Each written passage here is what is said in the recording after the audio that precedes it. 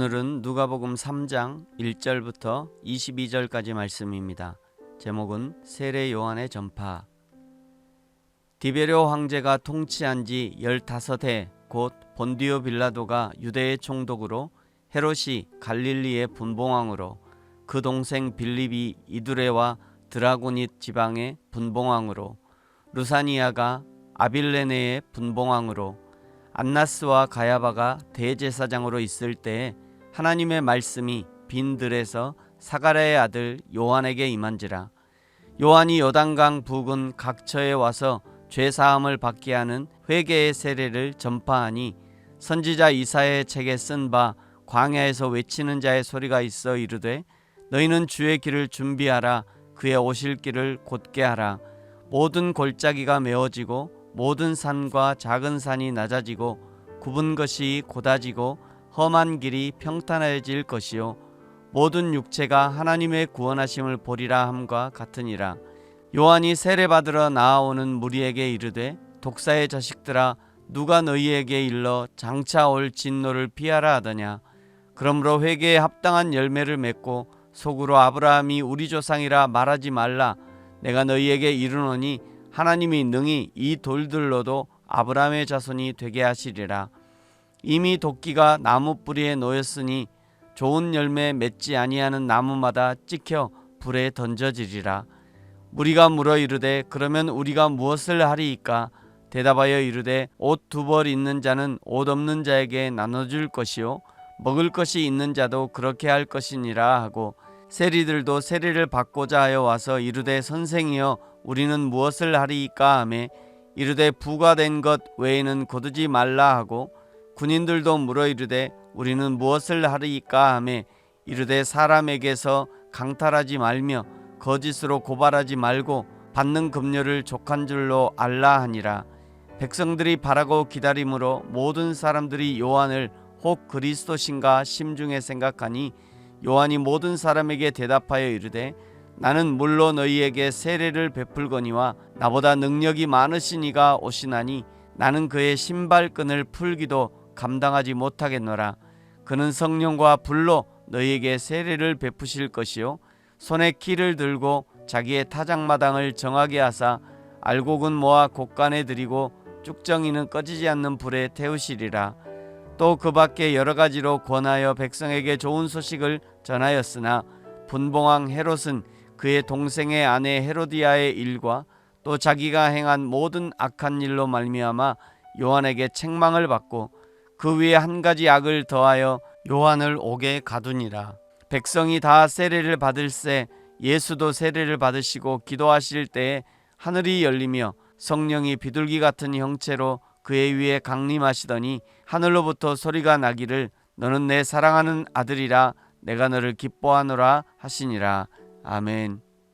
오늘 1절과 2절은 참으로 신기한 사건을 기록하고 있습니다. 황제 디베료, 유대 총독 본디오 빌라도, 갈릴리 분봉왕 헤롯, 이두레와 드라고닛 지방의 분봉왕 빌립, 아빌레네의 분봉왕 루사니아, 그리고 대제사장 안나스와 가야바, 당대에 날고 기는 사람들이 다 총동원되었는데, 그런데 정작 하나님의 말씀은 빈 들에 있던 사가랴의 아들 요한에게 임했다라고 기록하고 있습니다. 유명하고 권력이 있다고 하나님의 성령이 임하는 것이 아닙니다. 성령은 빈 들에 임합니다. 성령은 가난한 심령에 임합니다. 성령은 비록 광야라 할지라도 거기서 하나님의 말씀에 순종하기로 결정한 그곳에 성령 하나님이 임하는 것입니다. 성령이 요한에게 임하자 요한의 사역이 본격적으로 시작됩니다. 요한의 사역은 회개의 세례를 전파하는 것이었습니다. 요한의 사역을 지켜보니 그것은 마치 구약 이사야에 예언된 말씀이 이루어지는 현장과 같았습니다.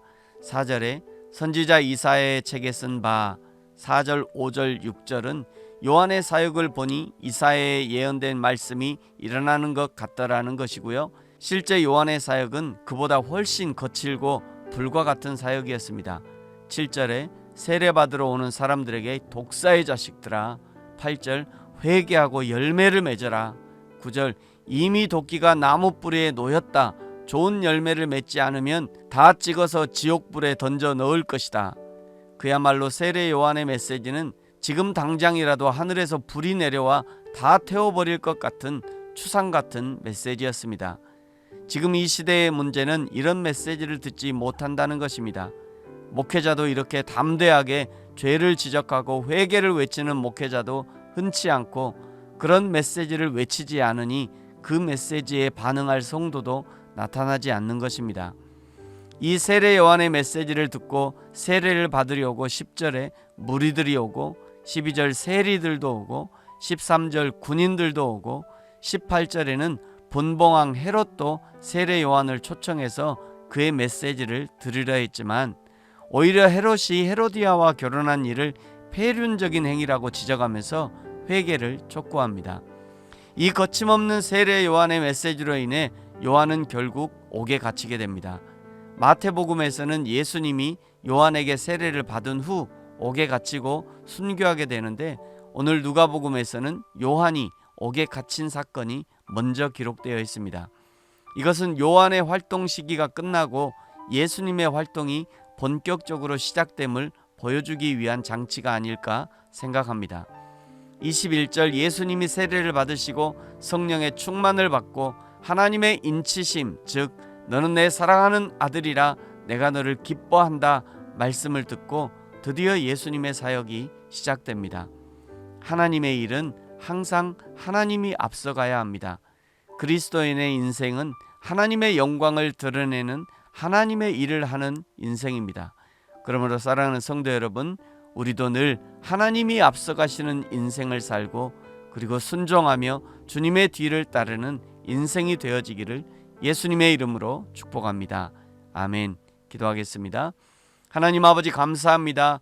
세례 요한은 예수님이 오실 길을 예비하는 인생을 살았고, 그 길을 충실하게 살다가 예수님께 세례를 베풀면서 예수님의 사역을 열어주고 역사의 뒤안길로 사라져갔던 것처럼, 우리도 우리에게 맡겨주신 여호와 하나님을 드러내고 증거하는 일을 충실히 산 후에 기쁨으로 여호와 하나님을 만나게 하여 주옵소서.